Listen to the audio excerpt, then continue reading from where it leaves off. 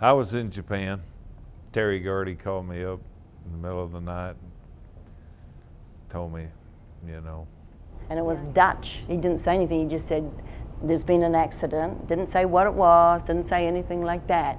And he said, well, you know, he's in hospital. Perhaps you should come.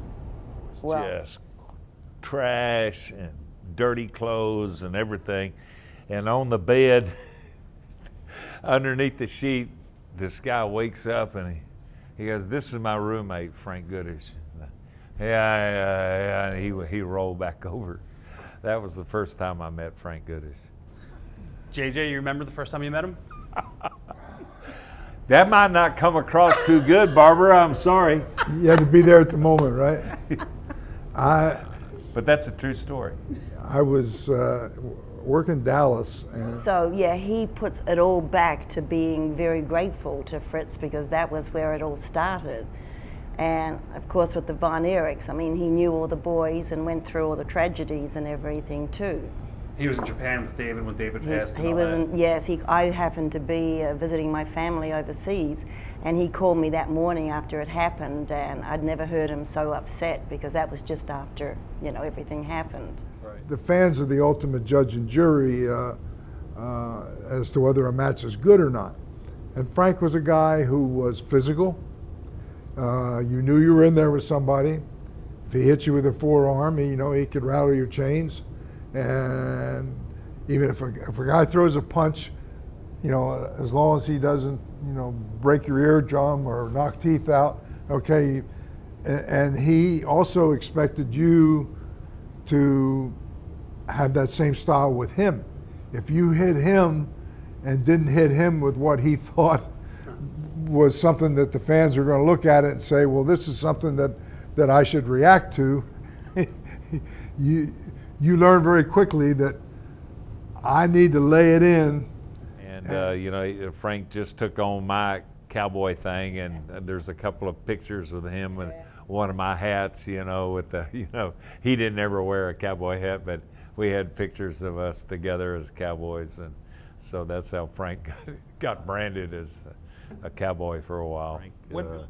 Barbara describes Frank doing, you know, I mean, you know, when I came home, I was my kid's dad or my wife's husband, and I wasn't, you know, I was wrestling overseas 99% of the time. And Wow.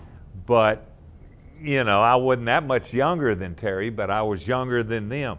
And so, you know, and they naturally were sitting there going, well, I'm not going to let this young guy take nothing, you know. So we had to fight. And I think it came across. It came across as it should have, and it was a real fight. It looked like a total shoot. It's like, okay, if you get, like if the Funks booked you in Japan, it's kind of a prestige thing that you're of a certain stature that you're worthy of being booked in Japan. But once you get to Japan, then that doesn't cement you at a certain level. You've got to go and almost like prove yourself all over again. And the young guys would try you. I mean, well, I never, in the end, I never remember any of the Japanese laying down because they have pride. This is their country. And well, Brody started with Baba, and you know, there came a point where he said, I wonder what might be like business-wise if I went for Inoki. And you know, obviously they were interested in him coming. Because he just left, and Jimmy left at the same time. Jimmy actually, that's why he always respected Jimmy, because Jimmy, you know, followed me. He said, well, if you're not doing it, I'm going to go too. I might have said it, you know, that, you know, Frank thought about the business more, but I took care of my business. I didn't rely on Frank in any way, shape, or form for my business. Okay, I apologize if Okay, well, I just want to make that clear because you mentioned that a little bit earlier. Yeah, because that's what I walked away from. Yeah, you know, that's not true. You know, I took care of my business. I was taking care of my business. I handled my business totally the way I wanted to handle it. Frank thought about the business 24 hours a day. I thought about it when I was in the ring or an hour before the match, and then I went home. But Frank was somebody who was constantly into thinking about programs and how to do this and how to do that and expand this and that. I saw Abby running along the airport, and he was the one that told me. He was the actual one that told me that he had passed.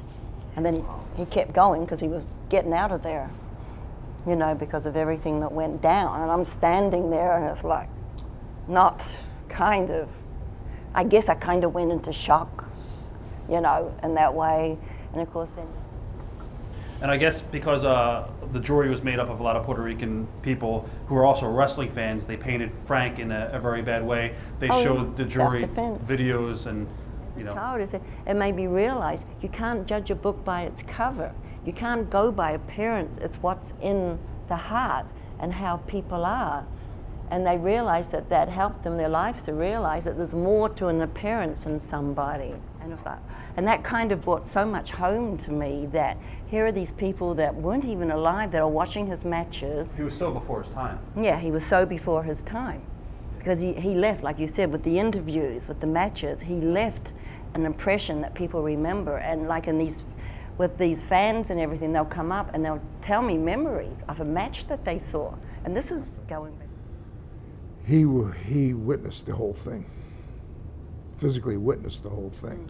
You know, told me the whole story about what happened. And whew. Did you ever get a good answer, Barbara? Or like, are you satisfied to this day? No, I don't. No one will. I don't think anyone will ever know why